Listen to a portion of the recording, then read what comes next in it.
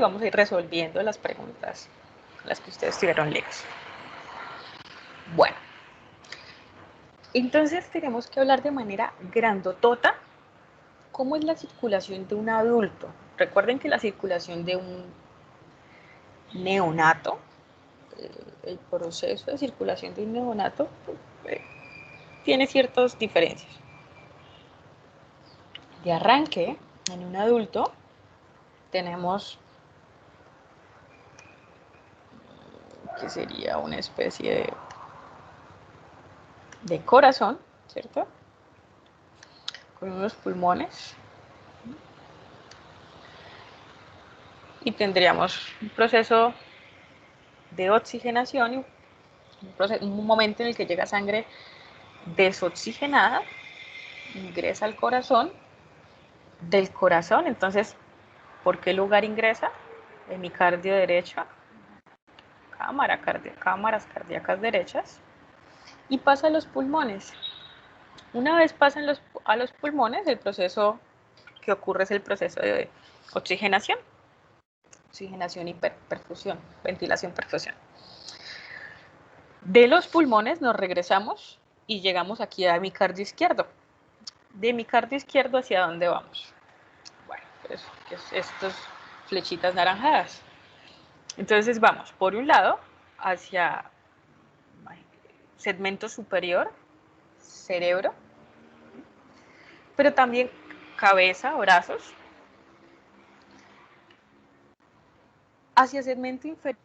Entonces tenemos todo lo que son órganos del tracto digestivo, vaso, tracto gastrointestinal, arteria hepática, que nos va a irrigar hígado.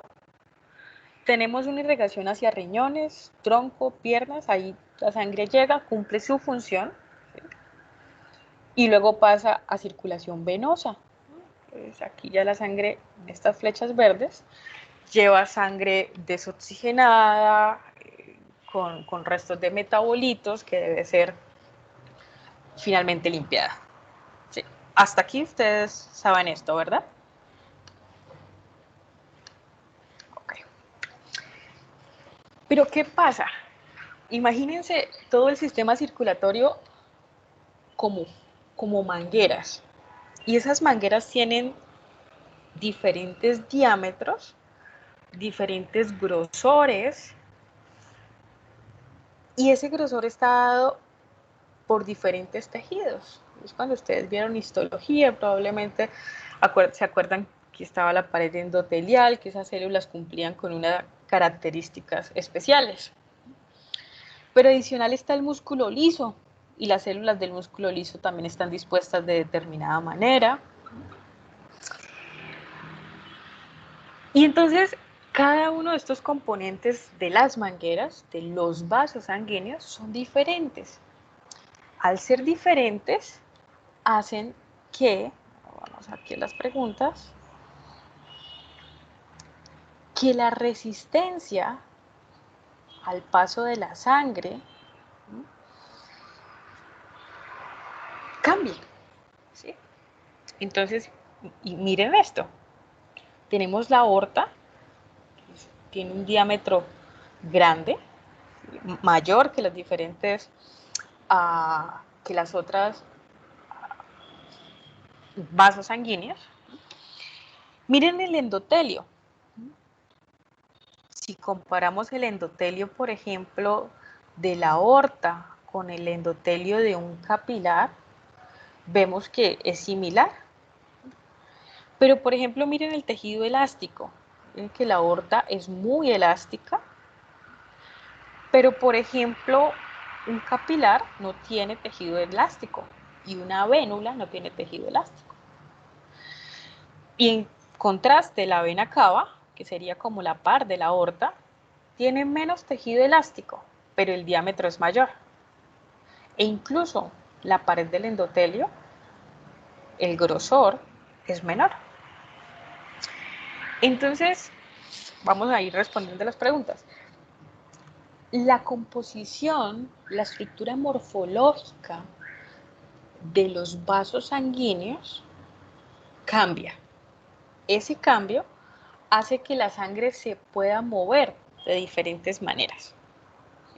Que la sangre, fluya a través del sistema circulatorio. ¿Bien hasta aquí?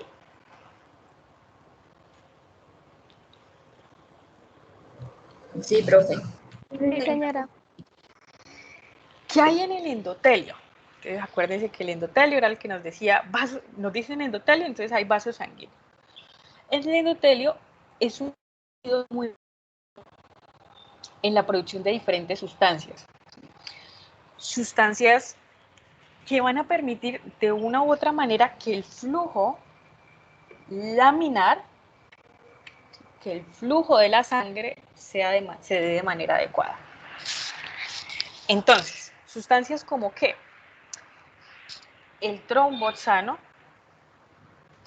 sustancias como el AMP cíclico,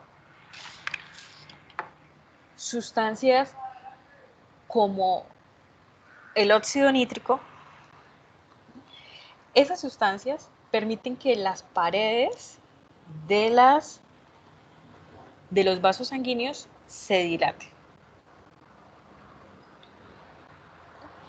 Importantísimo para ustedes que siempre reconozcan, óxido nítrico produce vasodilatación. ¿Vale? Eso es supremamente importante. Permítanme, voy a conectar otra pantalla para tener aquí dos pantallas, mostrarles varias cositas.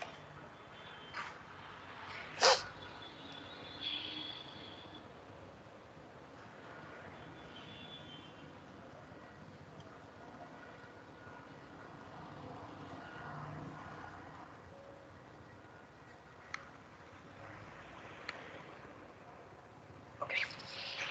Listo. El óxido nítrico funciona a partir de proteínas acopladas o bombas o estructuras acopladas a proteínas G. Cuando ustedes se encuentren, si recuerdan por allá de sus clases de bioquímica, cuando ustedes vean que hay una proteína G o una estructura acoplada a proteína G, eso quiere decir que hay gasto de energía, de AMP cíclico, adenosín monofosfato. Entonces, óxido nítrico relaja, ¿vale? Tromboxanos y otras sustancias que ya ahorita les voy a ir nombrando contraen músculo liso. Adicional, en el endotelio hay otro tipo de sustancias, que son las plaquetas, que ayudan en el proceso de coagulación, la primera fase de la coagulación. Tenemos receptores como el receptor de la enzima convertidora de angiotensina. Tenemos la angiotensina 1, la angiotensina 2. Todo esto está involucrado en los procesos de contracción. Esto es lo normal. Hasta aquí vamos en lo normal. Ahora, ¿qué es importante que ustedes recuerden? Tenemos entonces los vasos arteriales. Arterias, cuando les dicen arterias, ¿ustedes qué se imaginan?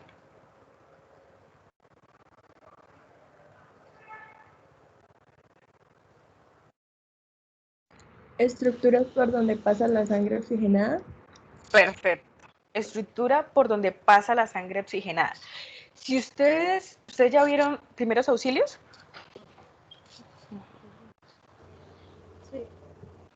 Bueno, entonces cuando ustedes les decían en primeros auxilios, venga, si sale sangre roja, brillante y pulsátil, es sangre de tipo arterial.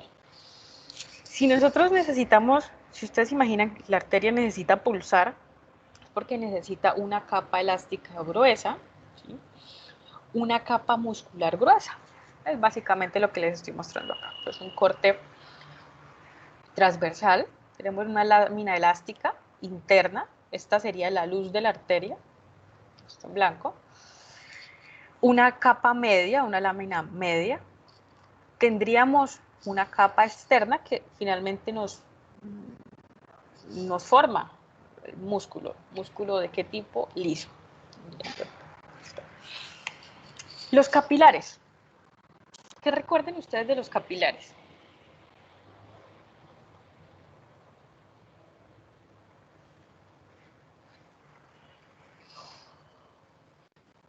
Entonces los capilares son uno de los vasos más pequeñitos. Dime. Que no tienen tejido elástico. No tienen tejido elástico. Perfecto. Entonces los capilares no presentan tejido elástico, son vasos pequeños que tienen una serie de vesículas, una lámina basal muy pequeña. Ellos tienen fenestraciones o poros. Estas fenestraciones o poros permiten el cambio de que haya movimiento del líquido de un lugar al otro. Y con eso vamos respondiendo la otra pregunta. ¿Qué puede hacer que grandes volúmenes de sangre se desvíen de un segmento al otro? ¿Que hay fenestraciones? Listo. Okay. ¿Hasta aquí vamos bien, muchachos? Sí, señora. Sí, profe. Listo. Otra de los vasos, las venas y las vénulas, ellos tienen una capa íntima delgadita, una capa también media y adventicia delgadita, pero adicional ellos tienen unas válvulas. ¿Estas válvulas para qué sirven? Bueno, lo que pasa es que la sangre retorna hasta el corazón a través de las venas. Y esas válvulas lo que permite es el adecuado retorno venoso. Pero adicional, si ustedes recuerdan en la imagen que les mostré anteriormente, las venas tienen mayor diámetro que las arterias. Esto permite que la distensión, es decir, que se puedan hacer grandes más fácilmente. Por eso se les llama vasos de gran capacitancia. Es decir, pueden distenderse fácil y pueden llenarse de líquido. Otro tipo de circulación que hace parte del proceso circulatorio son los vasos linfáticos. Los vasos linfáticos están formados por una serie de válvulas. ¿Para qué sirven los vasos linfáticos? Básicamente es un proceso inmunológico. Trabaja junto con el vaso y médula ósea en el proceso de filtración de sustancias de la sangre. ¿Vale? Entonces, pregunta, ¿en qué se difiere la composición de una pared de una arteriola con la pared de una arteria?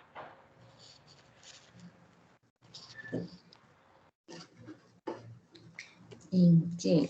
¿En qué la...? El grosor, profe. El diámetro, perdón. Diámetro, a ver, vamos a ver. Una arteria, una arteriola. ¿En el diámetro? Claro que sí. ¿Qué más? El tejido elástico. El tejido elástico. La arteria tiene más tejido elástico. ¿Qué Y más? el músculo. Entonces, una arteria tendría mayor capacidad de contraerse que una arteriola. Okay.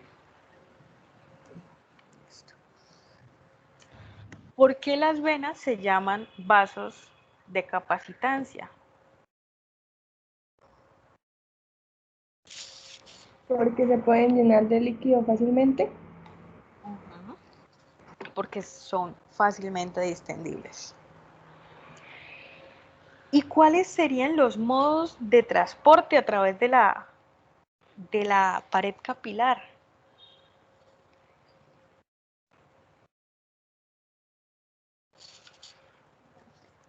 Les voy a pintar una cosa que se ve en primer en semestre del colegio.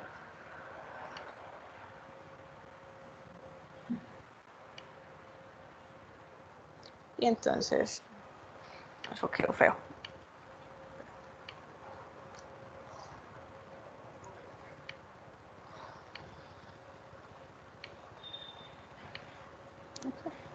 Este es un recipiente. Imagínense que aquí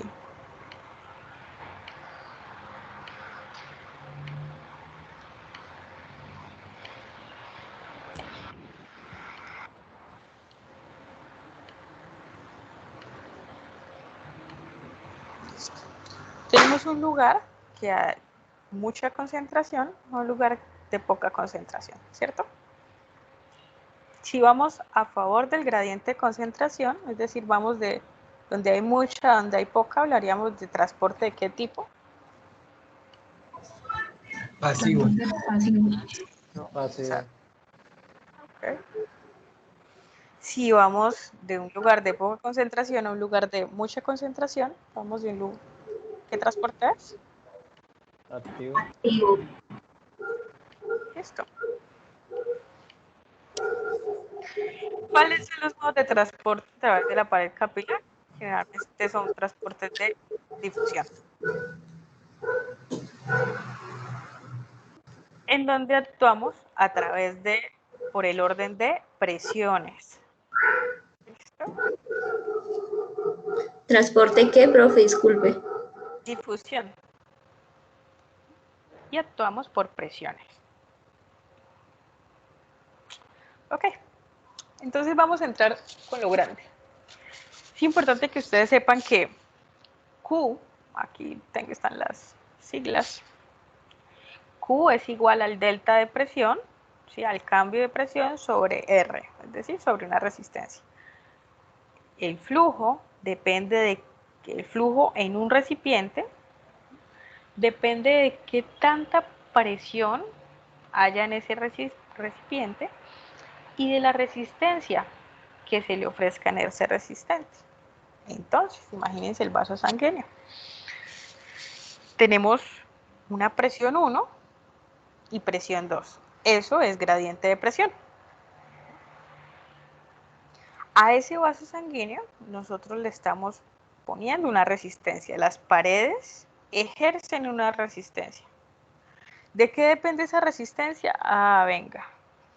Del tejido endotelial, de la capa muscular, todos los factores que vimos ahorita en la composición. Pero nosotros no estamos queriendo averiguar de flujo, nosotros queremos averiguar de la presión, ¿cierto? Entonces despejamos fácilmente la ecuación y tenemos que la presión es igual al flujo por la resistencia. El flujo que ejerce un líquido, perdón, el flujo de un líquido, la presión, perdón, de un recipiente está determinada por el flujo, ¿no? Y la resistencia de las paredes del recipiente que los contiene. Y si ustedes quieren saber la resistencia, pues despejan. La resistencia es igual a la presión sobre el flujo. ¿Esto para qué les sirve? Ah, bueno. Porque es que el gasto cardíaco es igual a la presión arterial media menos la presión de la aurícula derecha sobre la resistencia. O sea, necesitamos, acuérdense que estamos averiguando aquí la presión. La presión arterial media es igual al gasto cardíaco por la resistencia. ¿Qué es el gasto cardíaco? El gasto cardíaco está determinado por el volumen y la contractilidad. El gasto cardíaco es la cantidad de volumen latido, el volumen que su corazón eyecta en cada latido. ¿Quién determina ese volumen, muchachos? La sístole. Bueno, sí, pero antes de la sístole.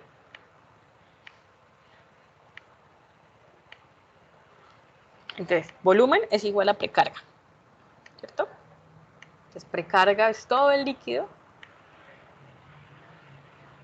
que llega a aurícula derecha. Ese volumen lo puede determinar el riñón.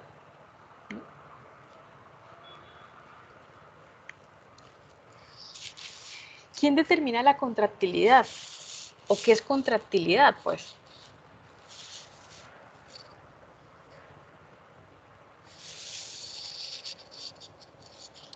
La poscarga, profe. Ok, la poscarga. ¿Y quién determina la poscarga? ¿Qué es la poscarga?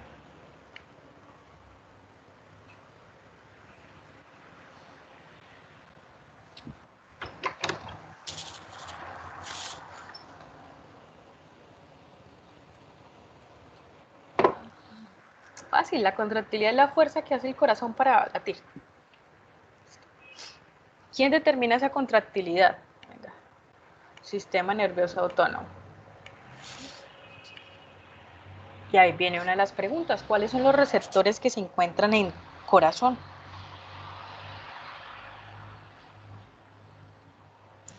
Los receptores adrenérgicos Los beta 1, profe. y los colinérgicos. Beta 1, ajá. Alfa casi no hay. Los colinérgicos, ¿cuáles son los colinérgicos que hay en corazón?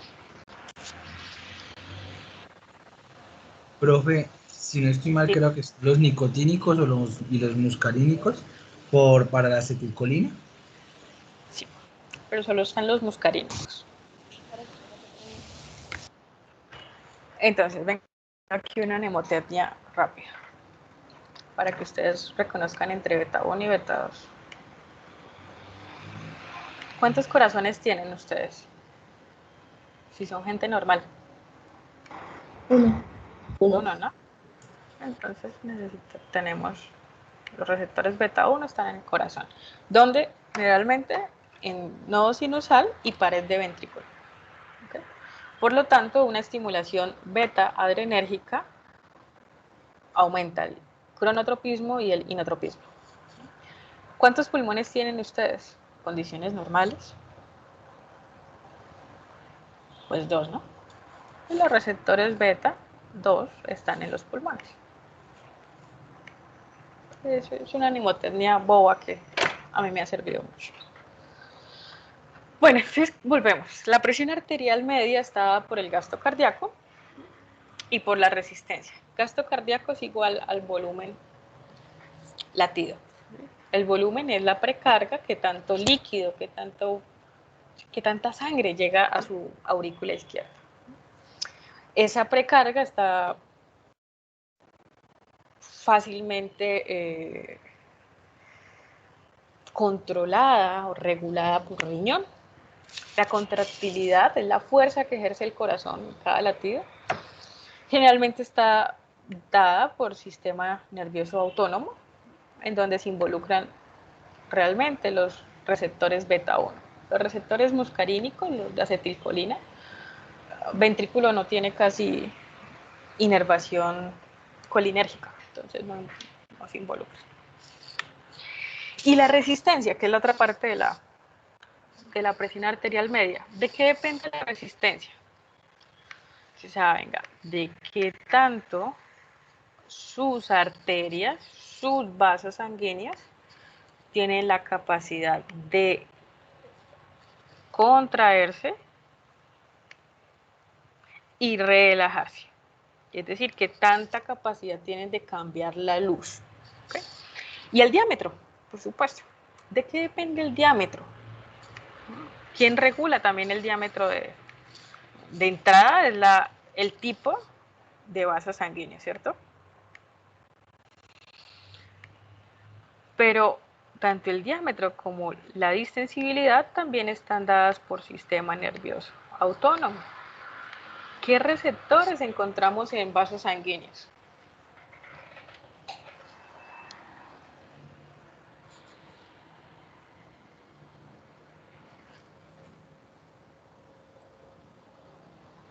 Bueno, encontramos receptores alfa. Exacto. Entonces, si yo tengo una estimulación alfa, alfa 1, algún medicamento, algún paciente toma un medicamento que tiene también efecto alfa, ¿qué esperaría yo que pase con el diámetro de la pared del vaso sanguíneo? Que se disminuya. Que se disminuya, que se contraiga. Y si se contrae, ¿qué va a aumentar? La resistencia.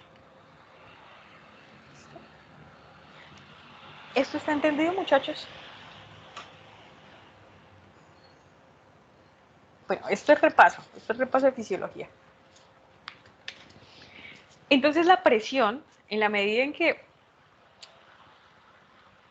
el sistema circulatorio va avanzando, pues las presiones van cambiando. Tenemos presiones alrededor de los 120, más o menos a 80 en aorta, y miren cómo va cayendo. Y realmente los encargados de mantener la presión arterial son las arteriolas.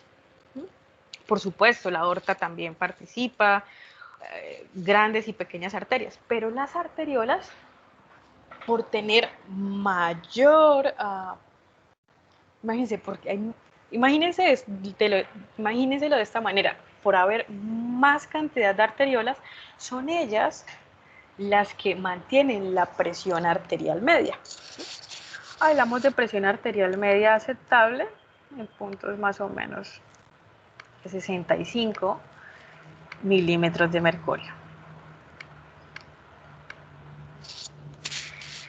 La presión arterial media es la presión necesaria, ¿sí?, para que el impulso, para que en cada sístole, ¿sí?, llegue hasta lo último, hasta el último pedacito del cuerpo, ¿sí?, alcance a llegar la onda de sangre y se pueda perfundir el órgano. ¿Listo? Esa es la presión arterial media y se aceptan valores de 65 milímetros de mercurio. Ahora, ¿cuáles son los métodos básicos de regulación de presión arterial? Entonces, aquí viene una de las preguntas que habían en el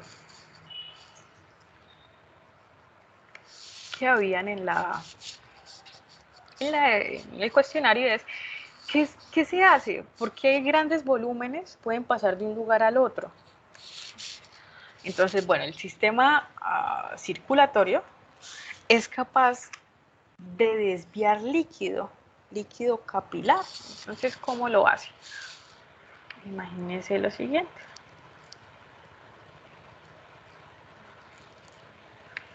Un vaso sanguíneo. Entonces, en el vaso sanguíneo va pasando sangre, ¿cierto? Va pasando líquido, sangre. Esa sangre ejerce una presión, una fuerza. ¿Contra quién? Contra las paredes.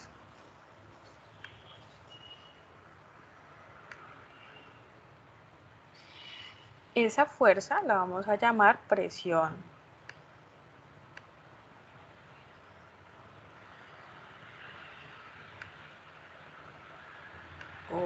osmótica. Pero por fuera del vaso sanguíneo, recuerden que entonces tenemos otras células, hay matriz extracelular, hay fibras de colágeno y hay líquido extracelular. Ese líquido extracelular genera otra presión que se llama presión hidrostática. ¿Sí se acuerdan de eso?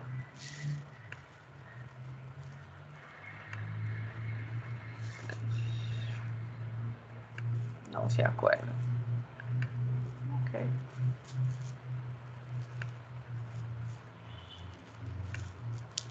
Entonces, estas dos presiones se encuentran en un equilibrio. Ese equilibrio hace que, entonces, la sangre fluya, se mueva a través de los vasos sanguíneos. ¿Pero qué ocurre? En el momento en que, por ejemplo, hay una hemorragia, ¿sí?, entonces se rompió este vaso sanguíneo y está saliendo líquido, la presión osmótica disminuye. Si la presión osmótica disminuye, la presión hidrostática aumenta. Ay. Ay, ay, ay.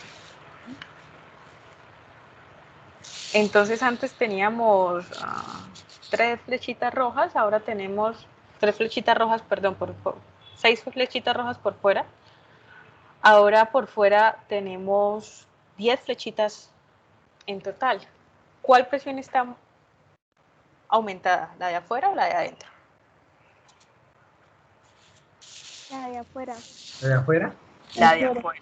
Entonces, el líquido que hay afuera,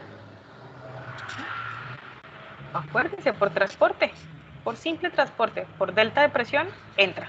¿Sí? ¿Y para qué entra ese líquido? Ah, venga, para compensar aquí la falta de líquido que había. Porque acuérdense que la presión es igual a Q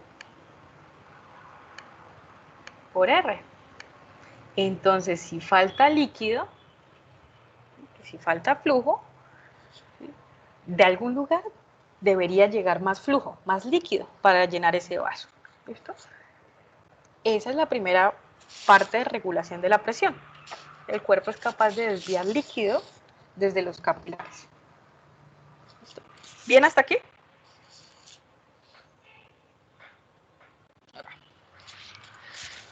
¿Qué pasa? Otro de los métodos de regulación es a nivel renal. A nivel renal, el riñón es capaz de jugar con las concentraciones de sodio y agua.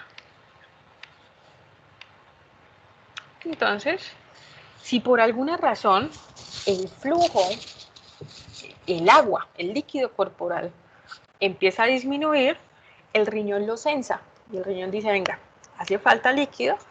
¿Sí? Las arterias renales, ¿sí? Si no hay líquido, no tenemos líquido, necesitamos absorber más sodio. Y donde hay sodio, hay agua. Con esto, entonces, aumentamos el flujo. ¿Cuál es el otro sistema de regulación? Es el sistema nervioso autónomo. El sistema nervioso autónomo, recuerden, hagan acto de fe, que esto es un cerebro, que esto es tallo cerebral. Aquí tenemos los varoreceptores carotídeos. Aquí tenemos, sigan haciendo acto de fe, esto es un corazón. Algo pasa, entonces, ¿qué pasa? Varios receptores se pillan, entonces venga, no tenemos el líquido, el volumen sanguíneo, el volumen circulante disminuyó. ¿Qué pasa? Tallo cerebral,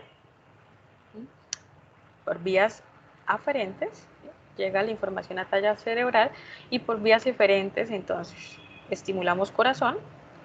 ¿Qué hace el corazón? Disminuye la frecuencia cardíaca. ¿Y por qué disminuye la frecuencia cardíaca? Ah, venga, porque es que el corazón tiene que esperar un poquito más de tiempo para que se alcance a llenar la aurícula, ¿sí? Se llene, recoja suficiente sangre y luego cumpla todo el proceso del ciclo. Pero también hay estimulación a nivel de los vasos sanguíneos, entonces se estimulan los receptores alfa 1 y entonces hay vasoconstricción. Con eso se regula el flujo, se regula la resistencia y por lo tanto, tenemos un aumento, una regulación de la presión arterial. ¿Bien hasta aquí? Bueno. Entonces, la presión arterial en las edades. Todos nosotros estamos como hasta los 29 años o hay alguien aquí más grande. Hacia los 29 años más o menos estamos con una presión sistólica. Ustedes recuerden que la presión sistólica es la presión de la fuerza. Es cuando el corazón se contrae. Por lo tanto, es un poquito mayor. La presión diastólica es cuando el corazón está relajado, esperando que le llegue sangre. ¿Okay? Entonces, oscilamos más o menos entre los 120 y 80, de manera general. En esta etapa de la vida, los hombres tienen presiones arteriales en general mayores que las mujeres, pero a medida que va aumentando la edad, nosotras las mujeres presentamos aumento de presión arterial, esto debido a procesos hormonales. Pero bueno, entonces, ahora sí vamos a entrar al trastorno. Quiero saber si les quedó claro el proceso fisiológico. Presión es igual a Q por R. Si usted tiene un vaso sanguíneo, ¿sí? Usted tiene una presión X. ¿Sí? Si usted a ese vaso le echa más flujo, más líquido, pero el vaso no se modifica, ¿la presión qué? Aumenta. Si usted a ese vaso las paredes las pone más gruesas, mucho, mucho, mucho más gruesas, es decir, no es fácilmente distendible, perdón, y llega a flujo, la presión aumenta. ¿Eso es claro para ustedes, chicos? Sí, señora. Ok, entonces vamos a hablar de hipertensión arterial, que es básicamente aumento del flujo o aumento de la resistencia. Para diagnóstico se habla de que es una presión repetida en la consulta con cifras de 140, 90 milímetros de mercurio o más. La prevalencia de la hipertensión, se cree que los alemanes, esto fue un estudio del 2018, los alemanes tienen mayor prevalencia porque se asocia a cerveza. Los estadounidenses negros se asocia al consumo de la sal, HCl, cloruro de sodio. Los blancos estadounidenses tienen menos prevalencia de hipertensión arterial, pero sin embargo la prevalencia miren que son altos, 30% de la población. La hipertensión arterial tiene factores de riesgo de tipos modificables y no modificables. Modificables son el sexo, la edad, consumo de bebidas alcohólicas, consumo de sustancias simpaticomiméticas, café, nicotina, bebidas energizantes, alcohol, consumo de sal. Bueno, en cuanto a la mortalidad, la gente se muere, ¿sí? Y la gente no cree que se muere por hipertensión. Lo que pasa es que la hipertensión es la puerta a otro tipo de enfermedades. Entonces, mortalidad por enfermedad arterial coronaria. Miren que aumenta la mortalidad, el riesgo de mortalidad, en la medida en que aumenta la edad y en la medida en que aumenta la presión sistólica. Y la mortalidad por ictus. Ictus es ACV o antiguamente ACV, ahora es SB. Y lo vamos a ver conmigo, ustedes lo van a ver conmigo en algunos quizzes o algunos trabajos reportado como stroke, que es la palabra en inglés. Y lo mismo, miren que en la medida en que la presión sistólica aumenta, la mortalidad por ictus es mayor.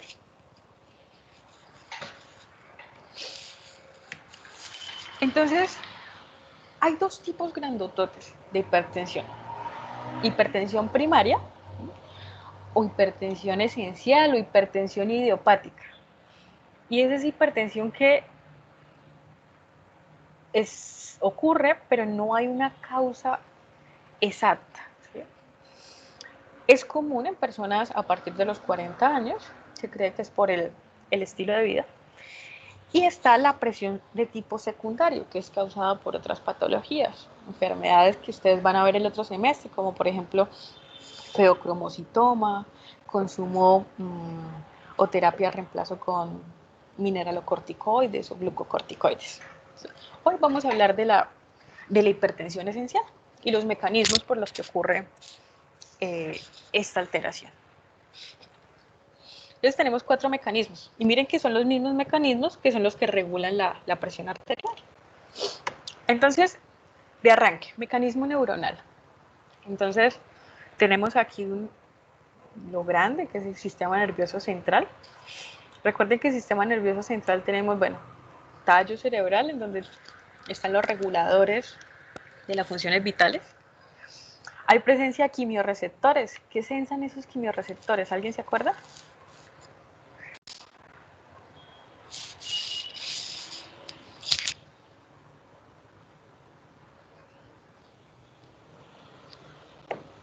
¿Para qué sirven los quimiorreceptores?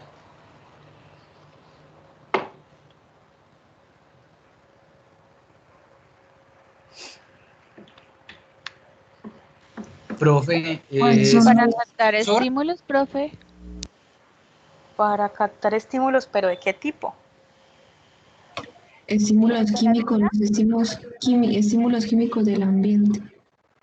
Estímulos químicos del ambiente, ok, ¿qué más?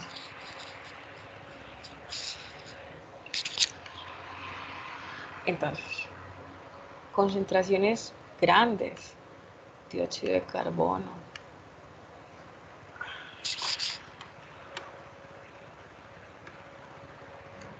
pH, bicarbonato, electrolitos, sodio, potasio, cloro, calcio, magnesio, fósforo. Los quimiorreceptores hacen eso. Tenemos los varoreceptores o presorreceptores. ¿Esos para qué sirven? Ayudan a regular la presión arterial.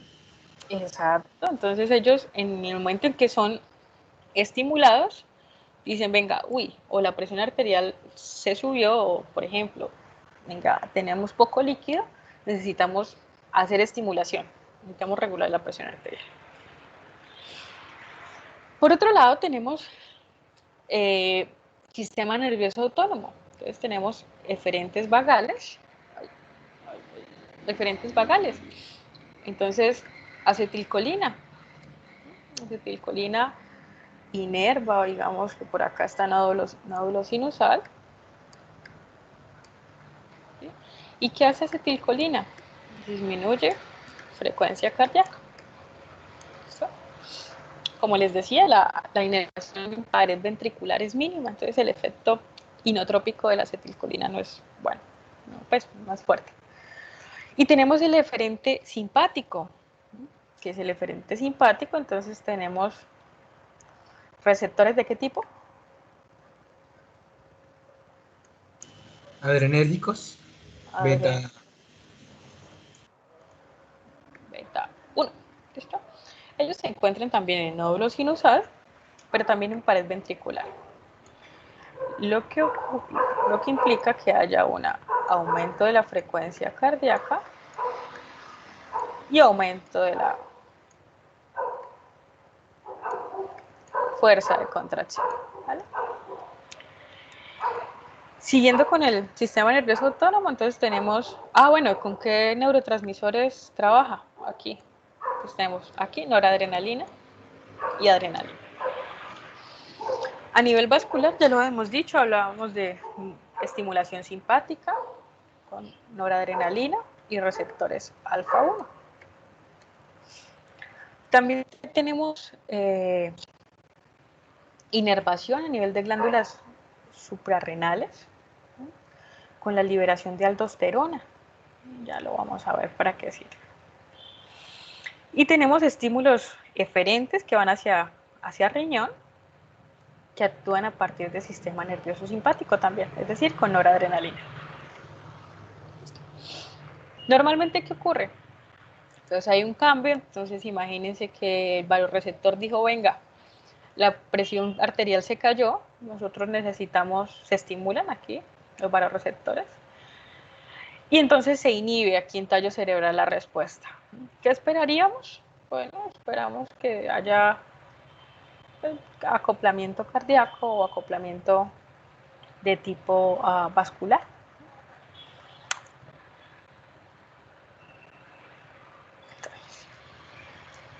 En el momento en que hay ese acoplamiento, la presión arterial sube. ¿Cuál es el proceso?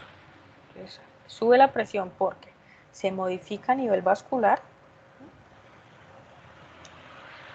pero a nivel vascular también renal. Entonces, ¿qué pasa? Aquí las arterias renales presentan vasoconstricción, ¿no? Necesitan, no hay líquido, se sensa como si no hubiese líquido. Entonces, ¿qué ocurre? Ocurre la liberación de la renina, el riñón libera renina, por acá el hígado libera angiotensinógeno. El angiotensinógeno por acción de la ECA, de la enzima convertidora de angiotensina, se convierte en angiotensina 1, de angiotensina 1 pasa a angiotensina 2. Y la angiotensina 2 estimula tallo cerebral. Y tallo cerebral vuelve a estimular y dice, venga, necesitamos seguir haciendo contracción. Entonces, conclusión en pacientes hipertensos. ¿Qué pasa?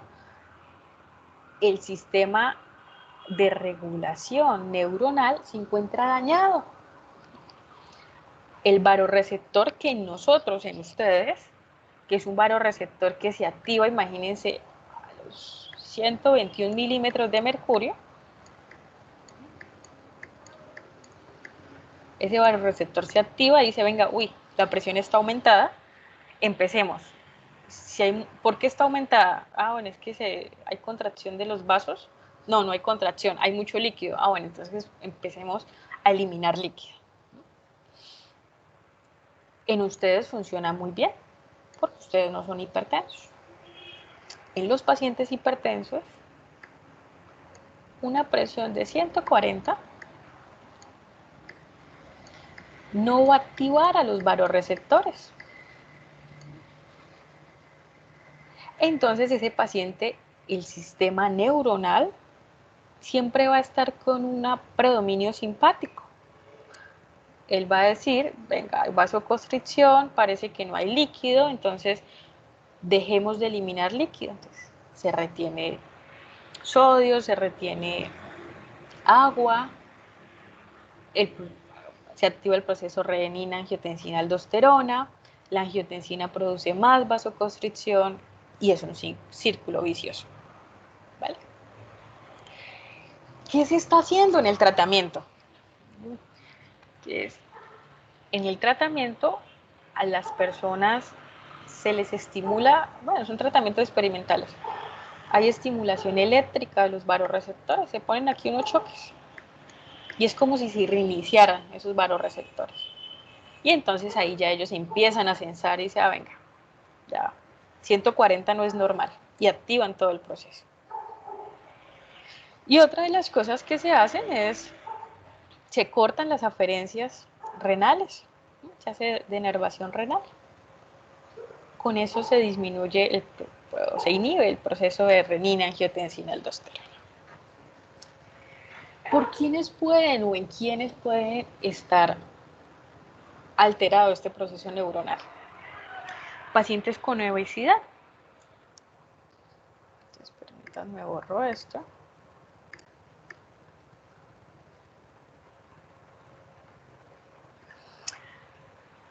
Los pacientes con obesidad tienen una tasa metabólica acelerada. Esa tasa metabólica implica que el sistema simpático esté trabajando al 100. ¿Y para qué el sistema simpático trabaja al 100? ¿Ustedes por qué se imaginan en una persona obesa?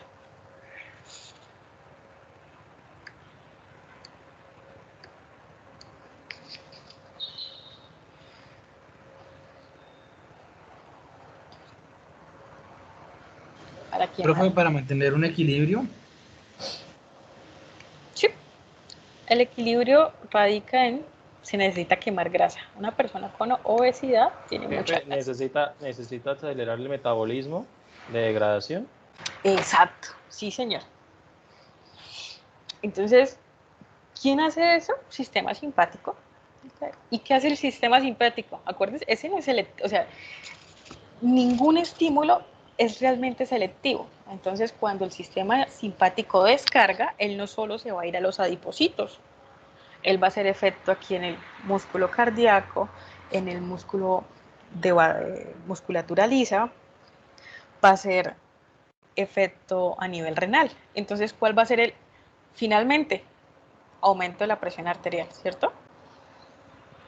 Ahora, la obesidad está acompañada en la mayoría de los casos de resistencia a la insulina.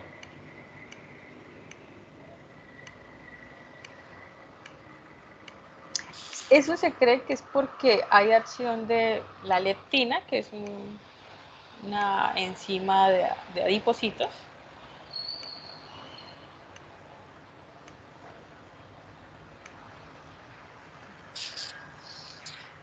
Entonces, paciente con obesidad es un paciente que tiene un sistema nervioso simpático hiperactivo. Es un paciente que tiene inhibición de los transportadores GLUT1 y son pacientes que hacen resistencia a la insulina. Otra de las posibles causas que está relacionada con la alteración neuronal es la apnea obstructiva del sueño. Los pacientes con apnea, las apneas son paradas respiratorias. Entonces, estos pacientes están durmiendo y hacen una parada respiratoria. ¿Qué implica esa parada respiratoria? Que el nivel de oxígeno en sangre caiga. Por lo tanto, el nivel de dióxido de carbono aumente. Al ocurrir eso, básicamente, ¿qué es lo que cae? La saturación de oxígeno, ¿cierto? Entonces, si la saturación de oxígeno cae, el sistema nervioso simpático se dispara. El tipo dice, venga, algo pasa, tenemos que regular. ¿Cómo regula?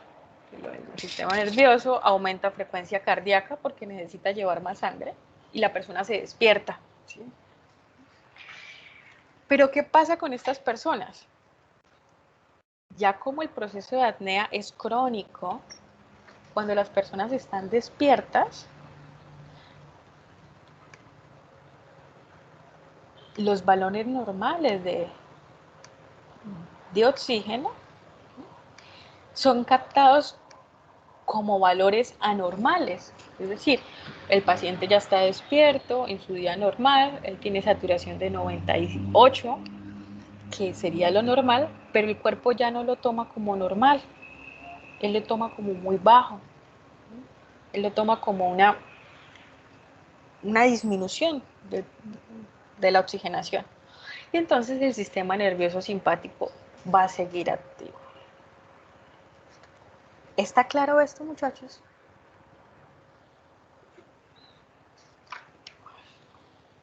Sí, señora. Ok. Profe, tengo una pregunta. Dime. ¿Qué hace que, digamos, la saturación de oxígeno de una persona a otra cambie? O sea, digamos, mi saturación normal es de 90, por decirlo así, pero yo no, a diferencia de otra persona que la tiene siempre en 98, 95, y yo no tengo un factor, digamos, de que haya fumado, o ¿sí me entiende? Ajá. Bueno, de arranque, no hablando con nosotros si tienes una saturación de 90, a menos que seas un paciente con EPOC, que hayas fumado, que no.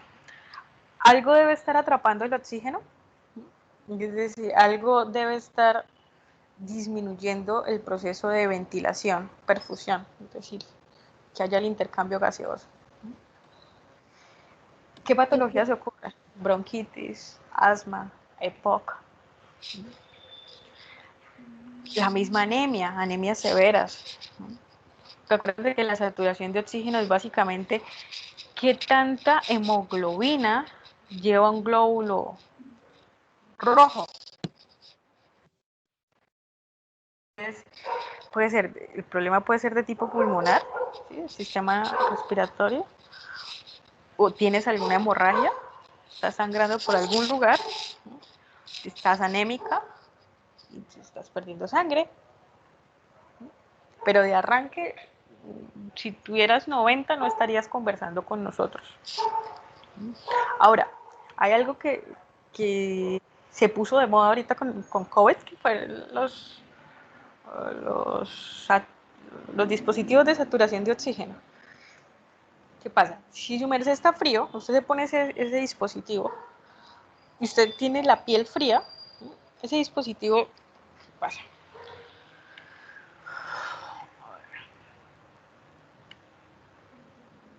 Imagínense que este es un dedo, por favor, y este es el pulso oxímetro. Ese pulso oxímetro tiene un bombillito acá. ¿Sí lo han visto? No, pues Sí. bueno. Sí. Entonces ese bombillito emite una luz. Entonces básicamente es la luz atraviesa su dedo y aquí hay un sensor. Entonces si usted está frío, por ejemplo, esta mañana que estaba haciendo frío, usted se puso el pulso oxímetro. De su saturación le marcó 90. Ah, manito, es que usted tiene frío, usted tiene vasoconstricción. ¿Cómo pretende que le llegue sangre al dedo si tiene frío? O usted hizo mucha presión. Lo mismo, usted ejerce presión sobre el bombillito y la lectura no es adecuada. O usted dejó caer el pulso oxímetro y el pulso oxímetro se dañó y le está marcando datos que no son. Un paciente desaturado es un paciente que le va a demostrar a usted trabajo respiratorio, un paciente que va a estar con cianosis peribucal, un paciente que necesita soporte ventilatorio. ¿Sí? Entonces, a veces estos pulsioxímetros no debemos confiarnos en el pulsioxímetro, debemos mirar el pulsioxímetro y mirar a la persona. ¿Sí respondo a tu pregunta? Pues sí, más o menos, profe. Cuando veamos Respi, quizá lo entiendas un poquito mejor. Listo.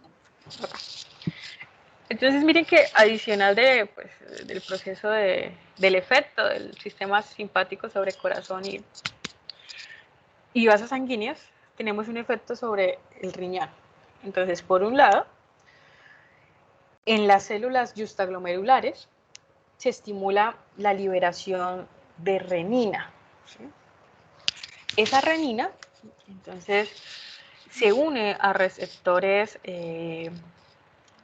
adrenérgicos renales beta 1 y se libera, la renina se libera. Otro de los efectos que hay es que en los túbulos T, de las Henle, ustedes recuerdan todo lo de fisiología renal, disminuye entonces la liberación de agua y de sodio. Entonces, vamos a tener mayor retención de sodio, mayor retención de agua. ¿Qué veríamos en nuestro paciente? Que el gasto urinario disminuye. El paciente no orina. También entonces está la estimulación de los receptores, pero en este caso son receptores alfa 1. Y por otro lado tenemos que hay los vasos renales, las arterias renales, hay vasoconstricción, se contraen.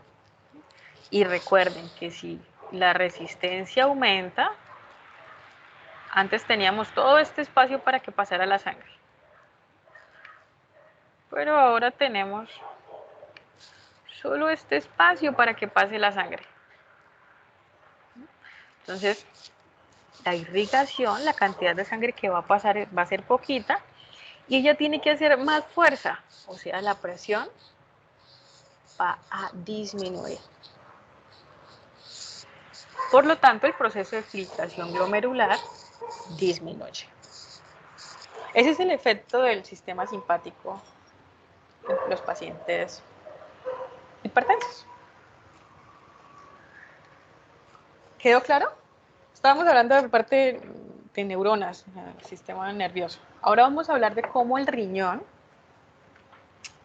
¿qué pasa? Porque hay un trastorno a nivel renal. Y entonces se cree que por genética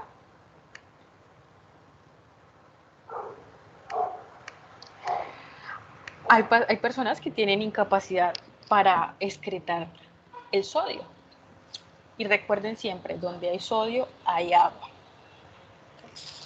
Entonces, pero adicional a esa incapacidad, la dieta. La dieta rica en sodio aporta, que es la dieta actual. ¿Sí? Comidas embutidas, salsas, empaquetados, en promedio, las personas consumen 12 gramos de sal al día. Cuando la FDA, que es la Food and Drugs Administration, dice que las personas deberían usar o comer el consumo diario de 5.8 gramos de sal al día. Entonces la dieta, ¿qué hace? Aumentamos sodio, donde hay sodio hay agua, que es el volumen plasmático, echamos en el mismo recipiente, el recipiente es el cuerpo, echamos más agua. Y acuérdense que presión es igual a flujo por resistencia. Entonces, ¿qué se hace? Se aumenta el gasto cardíaco. Es la frecuencia cardíaca en un momento disminuye para esperar a que el corazón se llene, que haga todo el proceso de intercambio gaseoso y se eyecte la sangre. Pero ¿qué pasa? Con el tiempo, la resistencia vascular sistémica, que está dada por los capilares y por las arteriolas, aumenta. Y ella aumenta y ya luego no es capaz de disminuirse. Se queda aumentada, se queda permanente. Imagínense como si quedara rígida. Y se va a volver entonces un círculo vicioso. Porque si la resistencia aumenta, ¿se acuerdan? Caramba. P igual a Q por R. Si yo aumento la resistencia, la presión aumenta. Entonces el riñón que por allá necesitaba, imagínense, el vaso sanguíneo del riñón, era este, ya no le va a llegar la misma cantidad de sangre. ¿Por qué? Porque es que la resistencia aumentó. Entonces ahora solo tiene un pedacito, un poquito de luz para que pase la misma sangre. Entonces, ¿qué va a decir el cuerpo? ¿Qué dice el riñón? No tenemos líquido. Si no tenemos líquido, vamos a retener sodio, vamos a retener agua y se vuelve un círculo vicioso. Las personas normales, sin alteración de la presión arterial, son capaces de eliminar la sal de manera fácil. Entonces, esto sería una persona normal. Miren que la velocidad en la que, esto sería lo normal de ingesta, la velocidad de eliminación es rápida. Mientras que en una persona con hipertensión arterial, la ingesta normal de sal hace que la presión arterial se eleve por encima de los 120 y que la eliminación de la sal por la orina, natriuresis, se haga más lenta. ¿Vamos bien hasta aquí?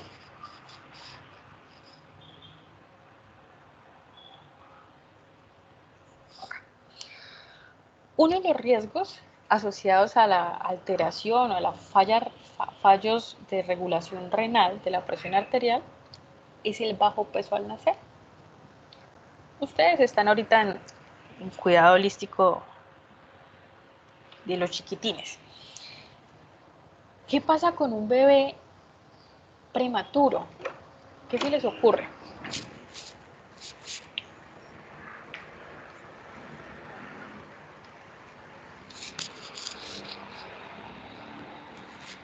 ¿Cuántas semanas debe tener? ¿Cuánto es lo normal de semanas del embarazo? Para decir que de un embarazo a término.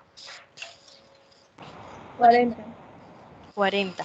A esas 40 semanas, ¿qué pasa? ¿Qué esperamos con el cuerpo del bebé?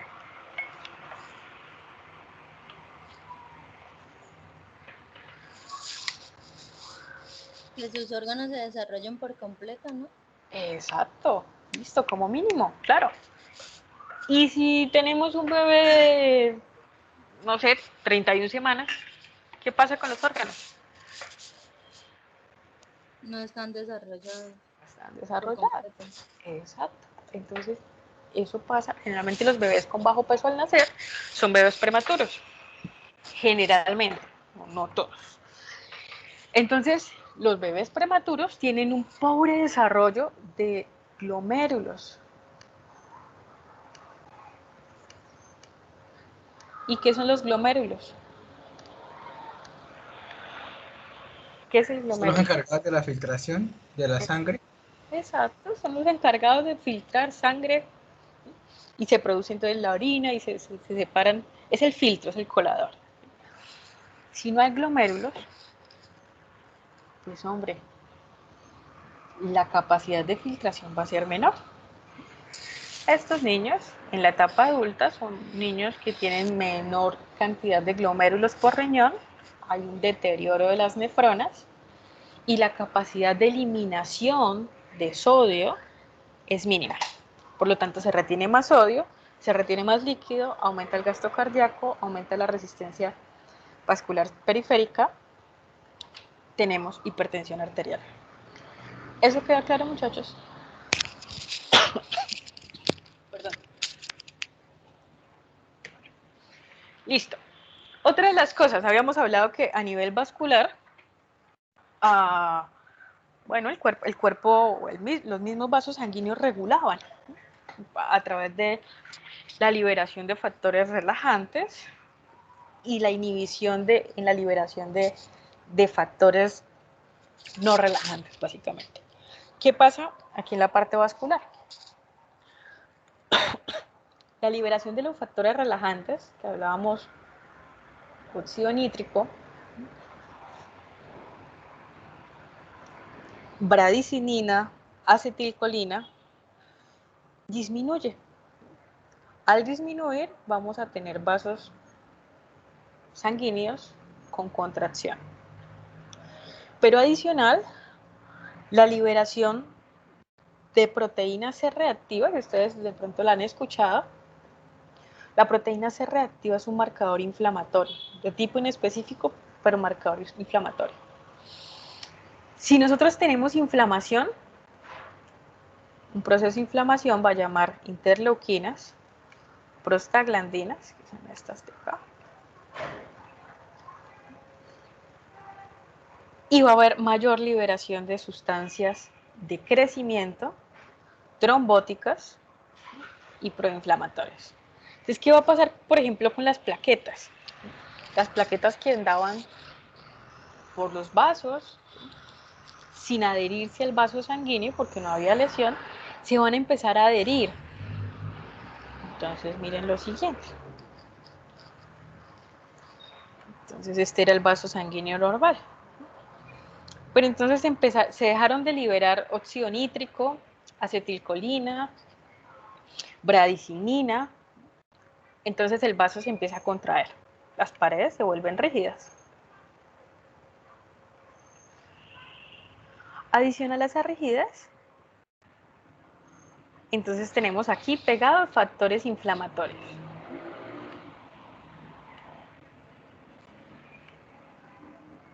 Las plaquetas empiezan a pensar, bueno, aunque las plaquetas no piensan, pero imagínense, las plaquetas dicen, venga, el vaso sanguíneo está dañado, tenemos que empezar a arreglarlo.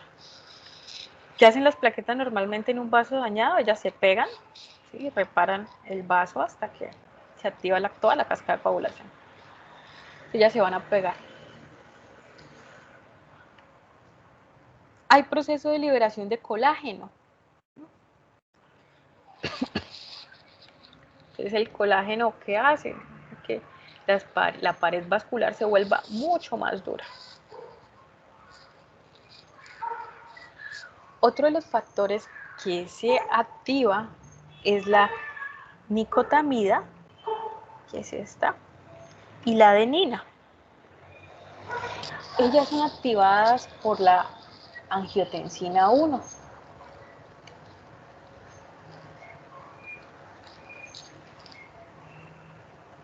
cuando la angiotensina 1 o a la angiotensina 1 se le une la enzima convertidora de angiotensina, vamos a tener la angiotensina 2.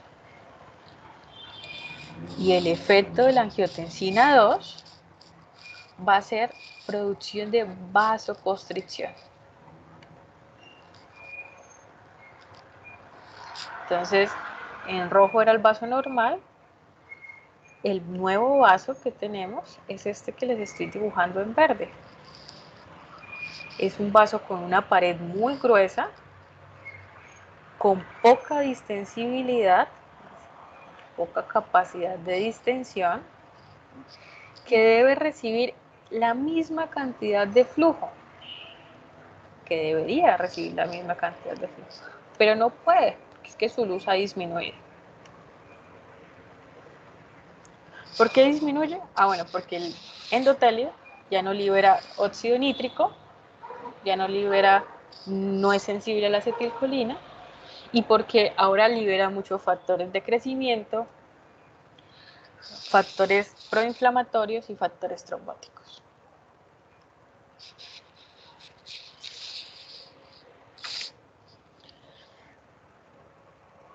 Adicional a esa disminución a ese daño en la secreción, en la excreción de sustancias por parte del endotelio, también se produce una remodelación de la vasculatura.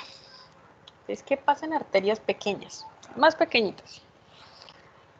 El índice de la luz del vaso, es este vaso, mire que disminuye.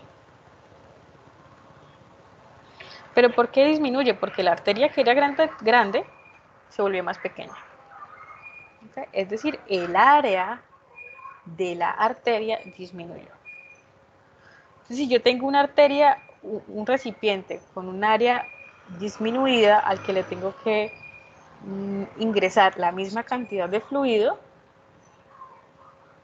si yo a este recipiente debía ingresarle 5 litros, pasaba ese volumen rápido.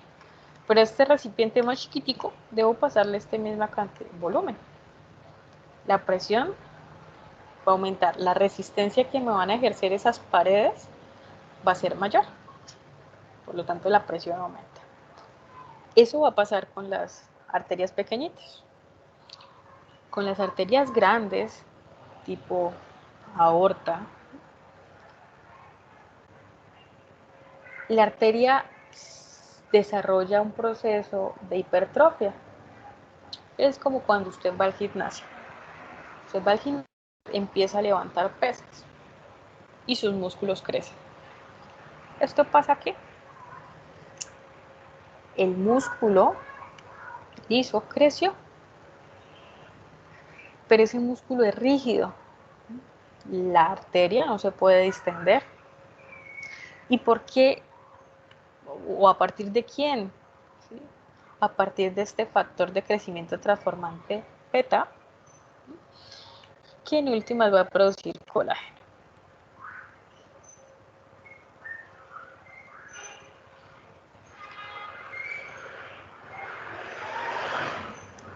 ¿Ves el proceso vascular qué es?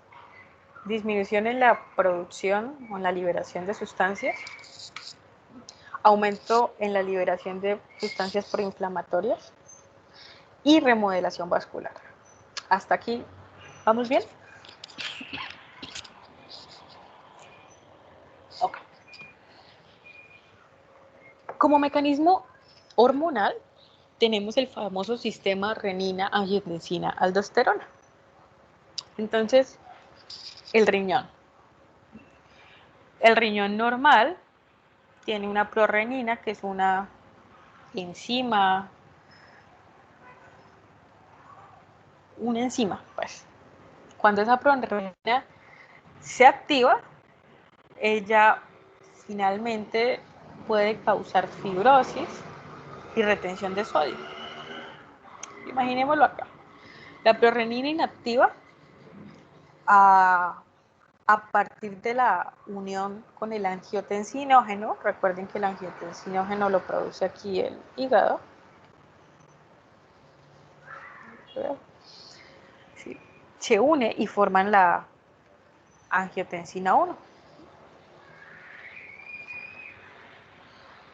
La angiotensina 1 se une con la enzima convertidora de angiotensina, estimula aquí la angiotensina 1 y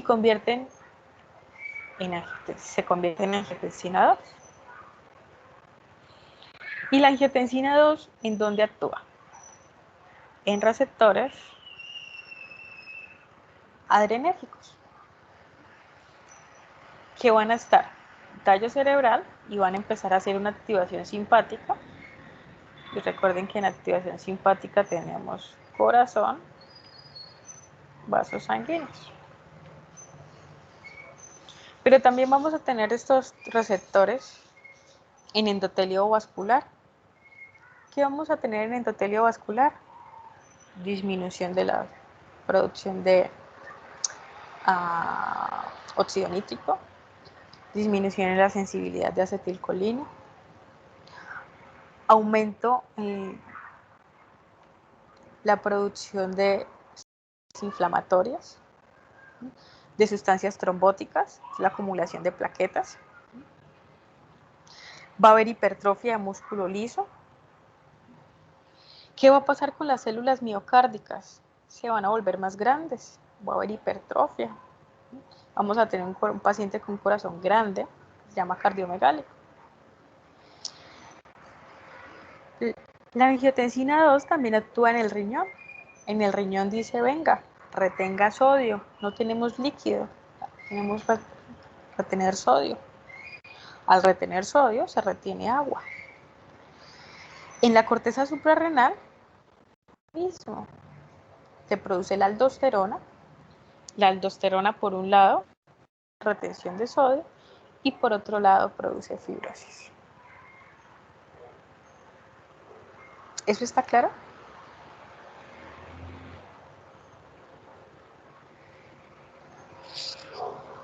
Cuando la angiotensina 2 se une a estos receptores que le cuento, vamos a tener, finalmente, la liberación de radicales libres de oxígeno. Recuerden que el exceso de radicales libres de oxígeno daña mitocondria, daña cadena transportadora de electrones.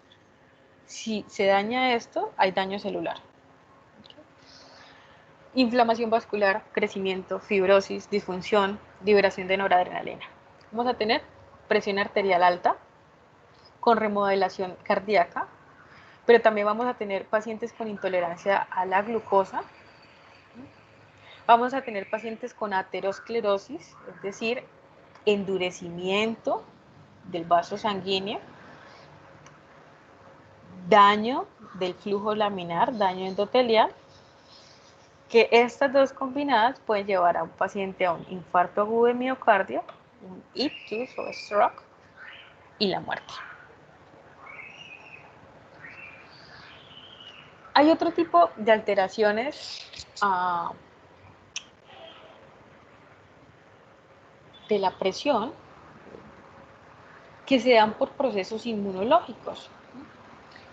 Y es que los linfocitos T dañan la inervación aquí, alteraciones autoinmunes, se daña la inervación aquí a riñón, y entonces ocurre todo lo que acabamos de ver, pero es por activación inmunológica. Normalmente ocurre lo anterior, persona obesa, una persona que tiene apnea obstructiva del sueño, una persona que consume grasa, una persona que no hace ejercicio, una persona que consume mucha sal, que fuma. Ocurre todo de lo que acabamos de hablar. Chicos, ¿está claro eso?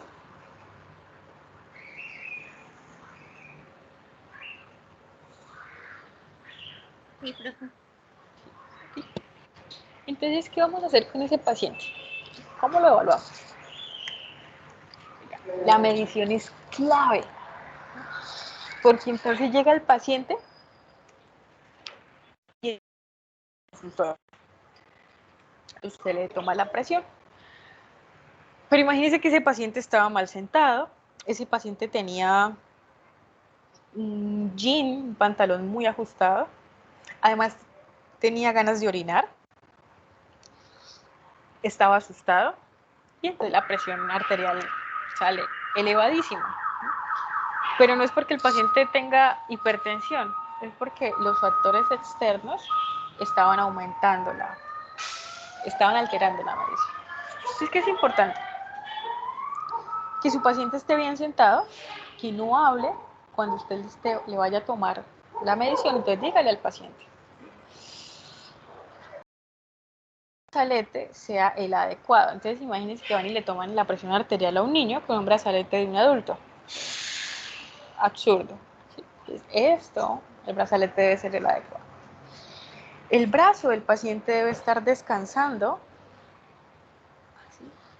sobre una superficie, sobre la mesa. Los pies deben estar bien en el piso. El tensiómetro debe ser un tensiómetro que esté validado, que esté calibrado. El paciente tiene que estar en una buena temperatura. Si usted le toma la presión a un paciente en una temperatura como la que ha hecho hoy, fea, es probable que el paciente tenga la presión arterial alta. El paciente no debería haber fumado, ni tomado, ni haber hecho ejercicio 30 minutos antes. No debería tener ganas de orinar. Si él tiene ganas de orinar, debería usted decirle que vaya al baño, orine. Debe estar relajado unos 3-5 minutos. Y tiene usted que tomar 3 veces la presión arterial con intervalos de 1 minuto y usted va a comparar. Luego usted va a promediar y el promedio que le dé de presiones arteriales es la presión final de su paciente. ¿Lo habían hecho así? ¿Lo han hecho de esa manera, chicos?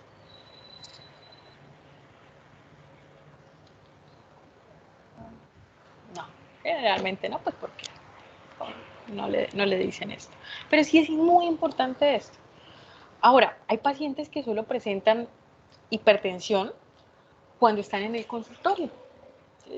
Uno va ahí, uno evalúa al paciente y el paciente tiene cifras tensionales 160, 80, y uno le pregunta, pero en su casa, no, yo no me siento mal. No, la presión es buena. Entonces, ¿qué se hace? Eso se llama hipertensión de bata blanca. Y es que el paciente le tiene miedo a usted. El paciente se estresa con el médico, con la enfermera. Entonces, a esos pacientes se les envía un monitoreo en casa. Se les conecta un Holter, un aparatico como este, ¿sí? Pero en vez de tener este aparato aquí grande, un cablecito aquí, un monitor aquí. Y lo tienen 24, 48 horas. Y con eso se evalúa si es que el paciente presentó solo la hipertensión en el momento de la consulta o definitivamente durante todo el día.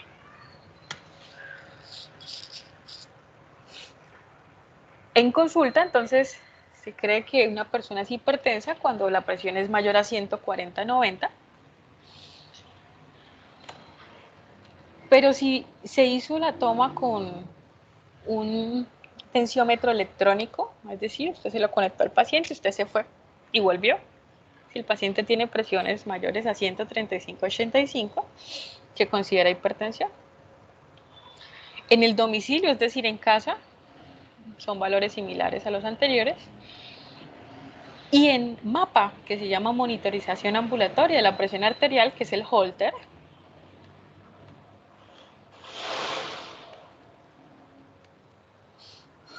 esperaríamos que un paciente despierto lo declararíamos hipertenso si tiene estos valores, nocturno esto, y luego se hace un promedio de toda la presión arterial de todo el tiempo que el paciente estuvo conectado.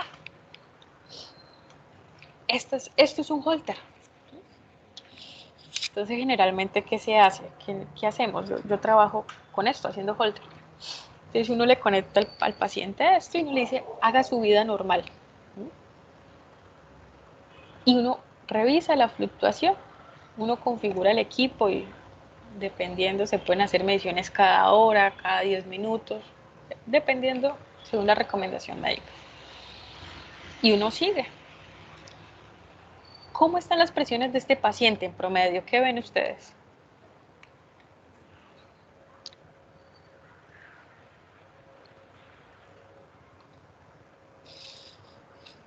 Eso fueron 24 horas. ¿Qué ven ustedes ahí?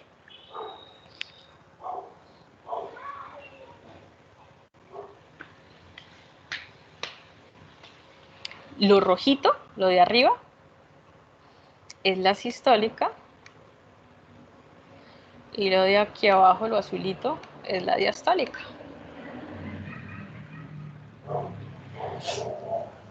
¿Qué les parece a ustedes?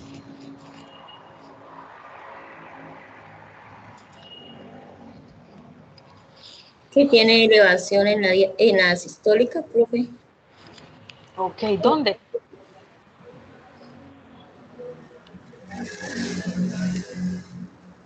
Aquí, pero no puedo señalar.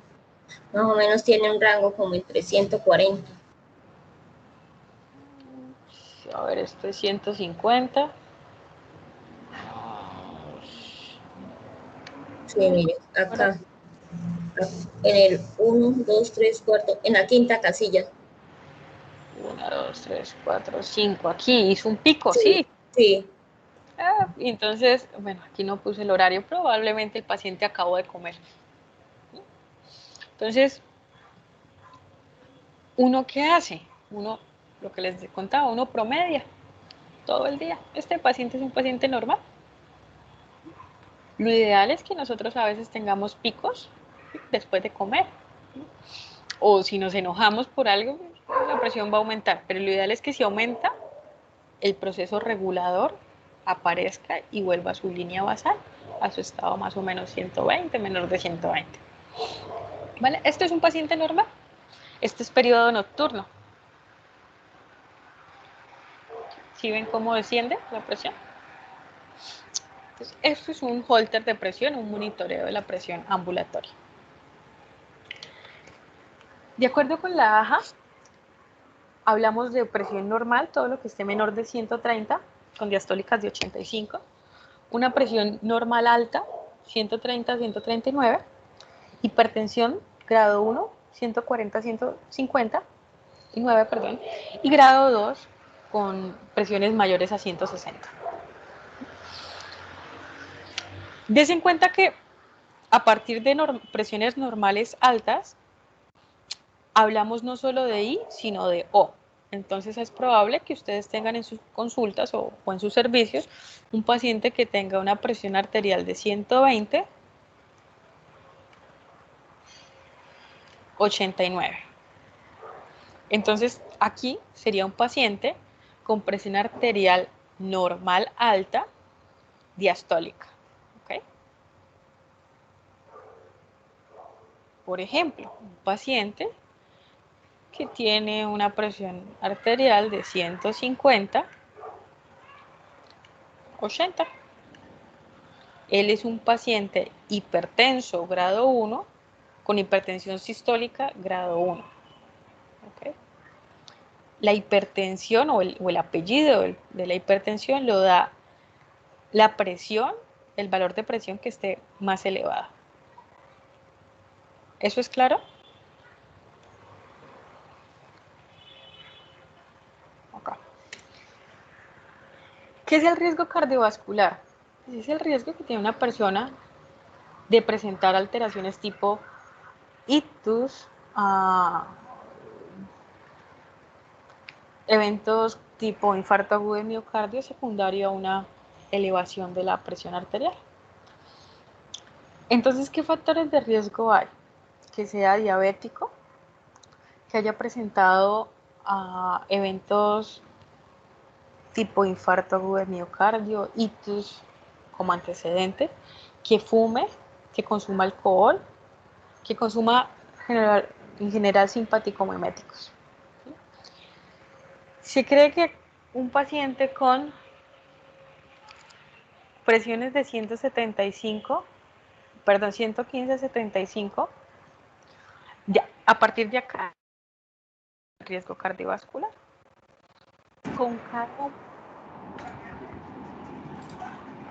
cada aumento en 20 milímetros de mercurio en la presión sistólica, se aumentan 10 en la diastólica.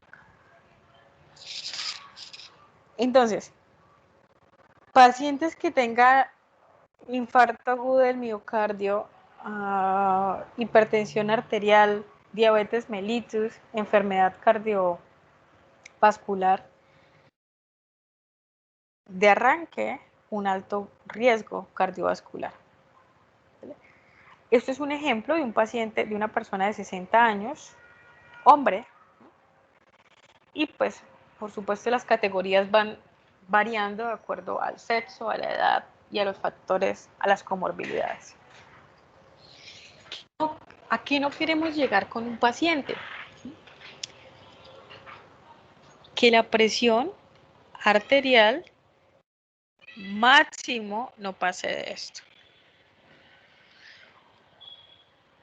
Si nosotros tenemos un paciente que presenta presiones arteriales mayores a esto, podemos estar frente a pacientes que están presentando una emergencia o una urgencia hipertensiva.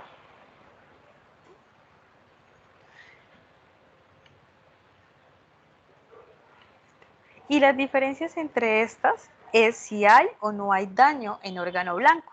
Ya van a ver qué es esto. Entonces, la estratificación del riesgo en enfermedad cardiovascular se da teniendo en cuenta los factores de riesgo de enfermedades cardiovasculares, como las cifras tensionales, si es hombre, mujer, la edad, si hay tabaquismo, si hay dislipidemia, glicemia, si hay obesidad abdominal, recuerden, en el diámetro, en el índice cintura-cadera, la presencia de diabetes mellitus. Además, si hay alteración de un órgano diana y si esto es asintomático, es decir, si hay modificación, remodelamiento cardíaco, como hipertrofia ventricular, cardiomegalia, o si hay engrosamiento en las paredes de los vasos sanguíneos, si la filtración glomerular es baja, es decir, si hay hipoperfusión renal, o si hay microalbuminuria, o si el índice tobillo-brazo, que es otro índice que se usa, es menor de 9. O otra de las cosas es si definitivamente el daño en uno de los órganos ya está consolidado. ¿Qué órganos? Bueno, si hay presencia de ictus isquémico o enfermedad cerebrovascular isquémico o hemorrágico, o si hay infarto agudo de miocardio, angina, o hay falla renal, enfermedad arterial periférica, o si hay retinopatía. Y la retinopatía es el daño de la retina, con presencia de exudados y edemas. ¿Qué se hace en estos pacientes? Se hace una valoración que incluye examen neurológico, esfera mental, ¿sí?, pares craneales, sensibilidad, examen sensitivo, examen motor. Se evalúa, o sea, se puede hacer resonancia magnética en busca de microhemorragias, microinfartos. Se hace un electrocardiograma, preferiblemente de 12 derivaciones, un ecocardiograma transtorácico, perdón. A nivel renal se evalúa exámenes como BUN, creatinina, albúmina, y se hace fondo de ojo. Fondo de ojo, esto para identificar si es urgencia o emergencia hipertensiva. El tratamiento. ¿Cuál es el tratamiento de la hipertensión? Debemos tratar varias cosas. Debemos tratar la reactividad del sistema nervioso simpático. ¿Cómo se trata? O bueno, ¿cuál es el efecto principal? Aumento de la frecuencia cardíaca y aumento de la fuerza de contracción, ¿cierto? Entonces necesitamos beta bloqueadores.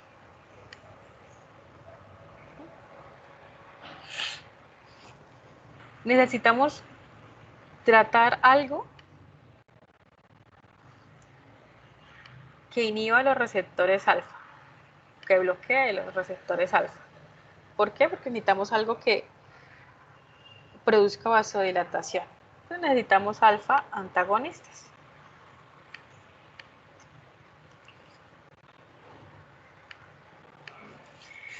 ¿Se acuerdan que había una enzima que se llamaba la ECA, que era la que llevaba la angiotensina 1 a la angiotensina 2? Pues necesitamos algo que inhiba esta enzima, entonces la llamamos los IECA, que son los inhibidores de la enzima convertidora de angiotensina. Necesitamos tratar el flujo, ¿sí? Líquido. Si hay líquido de más, necesitamos medicamentos diuréticos.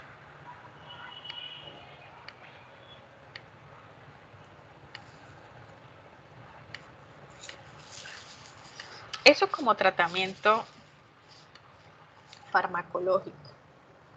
Pero como tratamiento de cambios en el estilo de vida, ¿qué tenemos que decirle a nuestro paciente? Nada de consumo de sustancias simpaticomiméticas, es decir, no café, no cigarrillo, no alcohol, no bebidas energizantes, no maticas tipo, ahorita está de moda el jengibre. El jengibre es un simpaticomimético. Dormir bien, dormir como mínimo 8 horas al día, realizar ejercicio, disminuir la sal, aumentar el consumo de potasio. Chicos, ¿tenemos dudas de esto?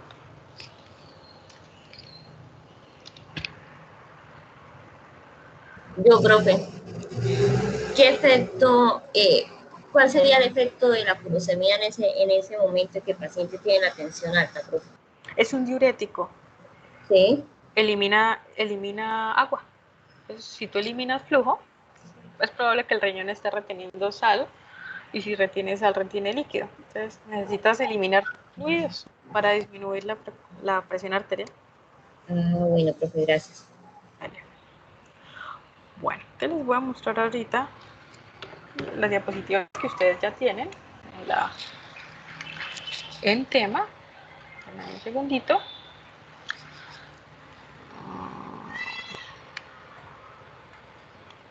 Sobre emergencias, crisis hipertensivas, pues.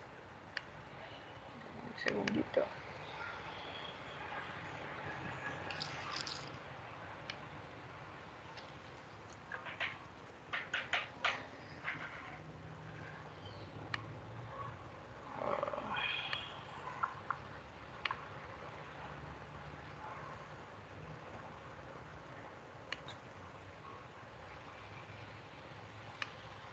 Ok. Entonces, crisis hipertensivas. ¿Qué son? Entonces, una crisis hipertensiva es cuando hay un aumento de la presión arterial de manera súbita. Y se define en cifras como presiones mayores a 180/120. Pero hay veces que una disnea progresiva con una presión de 155, es decir, por debajo de lo que acabamos de decir, es una emergencia hipertensiva. Y un cólico renal, ¿sí?, causado por litiasis renal, con una presión de 180/120 no lo es. ¿Sí? Entonces, ¿en qué se diferencia? Urgencia, hay elevación de la presión, pero no hay un daño en órgano blanco. ¿Qué es órgano blanco, muchachos?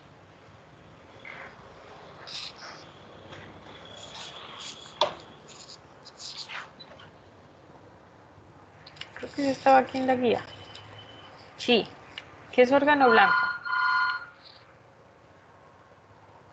Profe, pues lo que yo entiendo por órgano blanco, lo que yo encuentro es el órgano al cual va a sufrir un cambio o un cambio o una modificación a causa de un estímulo, ya sea por un estímulo hormonal, que es el que más se conoce. y va a dar una respuesta acorde al tipo de sustancia química que lo active o que lo modifique. Ok, perfecto, listo, sí. Eso es una de las definiciones de órgano blanco. Venga, yo estoy administrando algún medicamento, ¿hacia dónde va ese medicamento? ¿Hacia dónde va a actuar? En esto usamos el concepto de órgano blanco como aquel órgano vital. Usted no puede vivir sin corazón. Usted no puede vivir sin riñón. Usted no puede vivir sin cerebro. ¿Listo? E incluimos dentro de eso también, pues, ojos, ¿vale? Entonces, en urgencia hipertensiva, la presión arterial se elevó, pero no tenemos dañado riñón, no tenemos dañado corazón, no tenemos dañado cerebro, ni tenemos dañado ojo, ¿vale? La clínica, es decir, los síntomas son inespecíficos o no tiene síntomas. La persona llega a consulta y usted se pilla que la persona tiene la presión arterial altísima, pero usted le pregunta, venga, ¿se siente mal? Y dice, no, yo estoy bien. No presenta síntomas. Entonces la corrección, es decir, la disminución de esa presión, de esas cifras tensionales, se hace de manera paulatina, ¿no? En un tiempo entre los 24 y 48 horas.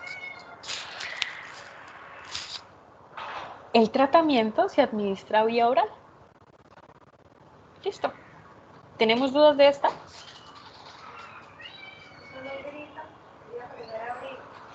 ¿No? Profe, una pregunta, cuando hay una presión arterial alta, ¿sí es recomendable colocar el antihipertensivo sublingual o es mejor vía oral normal? Dependiendo justamente de esto. Si tienes una presión arterial, un paciente con una elevación de la presión, y tú ya lo examinas y te das cuenta que el paciente no tiene daño, indicios de daño a órganos blancos, entonces el tratamiento se hace oral, por la vía de administración del medicamento. Entonces imagínate que le vas a dar un losartán. Entonces el médico dijo, hay que darle de losartán a este paciente. Entonces, vía oral, listo. Y empiezas a manejar qué es lo que causó que tu paciente tuviera una elevación de la presión arterial.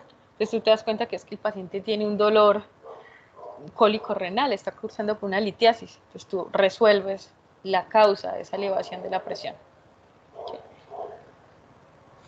¿Sí fui clara?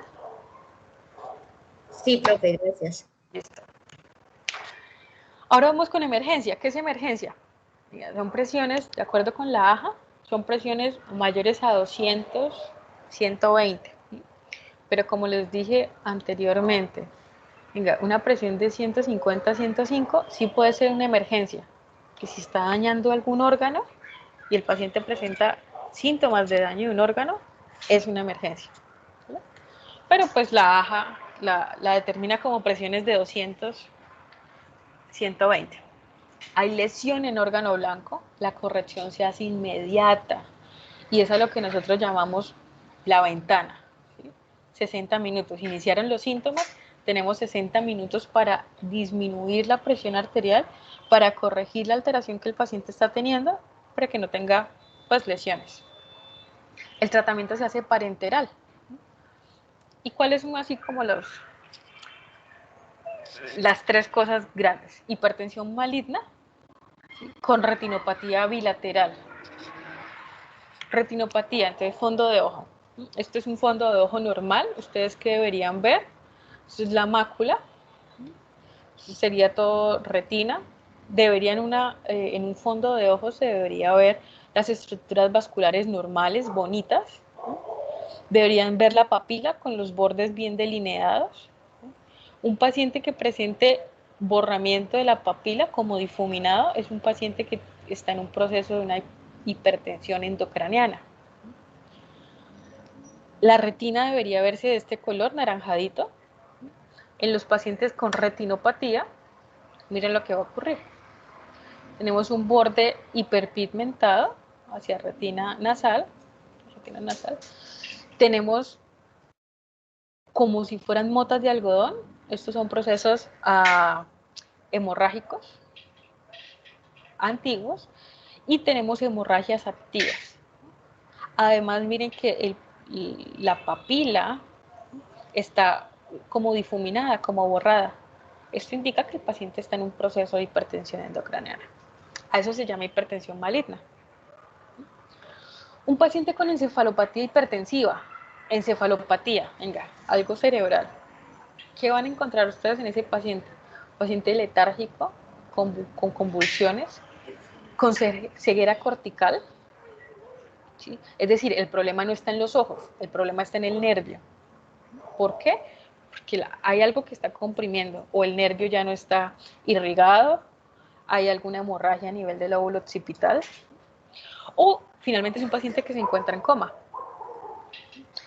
O se puede presentar como un proceso de microangiopatía trombótica hipertensiva. Se agotaron los recursos de coagulación.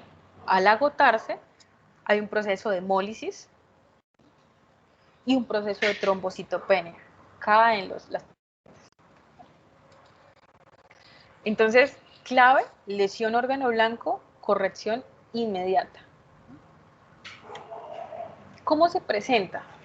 Dependiendo del órgano que se esté afectando. Entonces, si es un infarto, pues va a ser un paciente que probablemente tenga dolor precordial, elevación del segmento ST, irradiación del dolor a la mandíbula, brazo izquierdo y espalda, dependiendo. O si es un proceso de derrame cerebral o el carboitis, entonces desviación de la comisura labial, pérdida de la expresión facial, dependiendo. Entonces, síntomas: dolor de cabeza, alteraciones visuales, que son los fosfenos, o alteraciones auditivas como los tinnitus, como les digo, dolor precordial, y síntomas de focalización neurológica. Paciente desorientado, paciente que no reconoce, desorientado en persona, tiempo, espacio, alteración de pares craneales, alteración de la marcha. ¿Usted qué debería evaluar? Venga, el paciente tiene antecedente de hipertensión arterial. El paciente, ¿cuándo inició con síntomas? ¿Cuánto tiempo lleva con los síntomas? Recuerde que esto es importante porque usted tiene 60 minutos para tratar a su paciente. ¿Qué pudo haber causado esta elevación brusca, drástica de la presión? Es que el paciente no se toma el tratamiento. Esto es lo más común. El paciente cambió de estilo de vida, ¿no? Pues es que ahora el paciente tenía una esposa, que la esposa lo cuidaba, pero ahora tiene otra persona y esa persona no le hace comida, por ejemplo. O comen con mucha cantidad de sal y con muchos fritos y toma. Entonces, bueno. Medicamentos. El paciente está tomando algún medicamento, por ejemplo, algún medicamento de tipo psiquiátrico, ¿no? O el paciente está consumiendo algún simpático mimético, café, alcohol, el paciente consume cocaína. ¿Qué va a hacer usted? ¿Qué va a valorar? De arranque, usted va a hacer valoración neurológica cardiovascular. En laboratorios, estos son los valores normales. Si usted encuentra, por ejemplo, una deshidrogenasa láctica elevada, usted sabe que su paciente está cursando por una lesión. Usted en el uroanálisis debería buscar si el paciente tiene proteinuria, sedimento. Si usted evalúa troponinas, el paciente tiene una troponinas entre mayores de 100, el paciente está cursando por un infarto. Debe hacer examen de fondo de ojo, identificando si hay microhemorragias, si hay el patrón de motas de algodón. Se debe hacer un electrocardiograma. Y esto es un electrocardiograma normal. Usted debería ver si es un paciente con un eje normal. Debería identificar onda P, segmento PR, Q, R, S, onda T. Usted debería saber si es rítmico, si hay elevación del ST o infradesnivel. Eso es un EKG normal. ¿Qué otra cosa se hace? Usted evalúa, es probable que el médico envíe unos rayos X. ¿Y usted qué va a evaluar en los rayos X? Usted va a evaluar la silueta cardíaca. Es un paciente con silueta cardíaca aumentada. Si ustedes ven. Además es un paciente que tiene como un patrón de motas de algodón o como algodón, no es clara los pulmones, probablemente que sea un paciente con una neumonía. Pero adicional usted aquí no ve el ángulo costofrénico, entonces es un paciente que está cursando con un edema agudo de pulmón.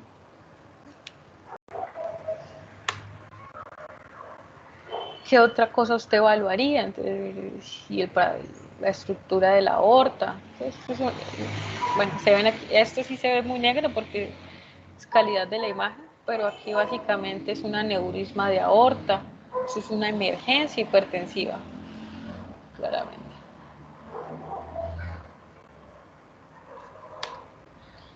Entonces, también se hacen evaluación de TAC o resonancia magnética. Esto es una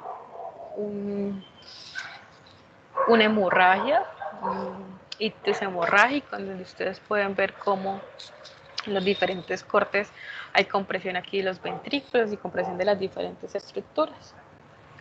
Y esto es un ictus isquémico, en el que usted va a ver una hiperdensidad, es decir, va a haber mucho más blanco en lugar donde ya no hay, donde está hipoperfundido.